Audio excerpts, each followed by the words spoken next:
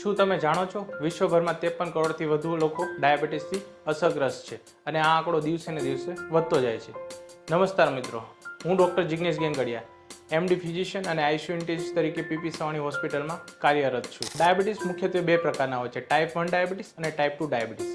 Type 1 diabetes મુખ્યત્વે યુવા અવસ્થામાં કે જેમની ઉંમર 20 થી 30 વર્ષ કરતાં નાની હોય એમાં જોવા મળે છે, કે જેની અંદર પેનક્રિયાઝમાંથી ઇન્સ્યુલિન બનતું નથી અને તેને લીધે ડાયાબિટીસની અસર જોવા મળે છે. ટાઈપ 2 ડાયાબિટીસ કે જેમની અંદર કે આપણા શરીરમાં પેનક્રિયાઝમાંથી ઇન્સ્યુલિન બને છે પણ તેમની પૂરતી અસર જોવા મળતી નથી. આ ટાઈપ 2 ડાયાબિટીસ મોટા ભાગે 30 થી 40 વર્ષ કરતાં વધુ ઉંમરના લોકોનો કે જેમને ફેમિલીમાં ડાયાબિટીસની હિસ્ટ્રી હોય એમાં જોવા મળે છે. ડાયાબિટીસના લક્ષણો વિશે વાત કરીએ તો મુખ્યત્વે વધુ પડતી પાણીની તરસ લાગવી, વધુ પડતી ભૂખ લાગવી, વધુ પડતો પેશાબ થવો, હાથ પગની નસોમાં દુખાવો થવો કે કોઈ બી જગ્યાએ ઘાવ લાગેલો હોય તો ત્યાંથી રૂજો આવવામાં વાર લાગવી. આ બધા લક્ષણો જો તમને જણાતા હોય તો તમે તમારા નજીકના એમડી ફિઝિશિયન ડૉક્ટરની સલાહ મુજબ રિપોર્ટ કરાવો અને જલ્દી ડાયાબિટીસનું સારવાર ચાલુ કરો.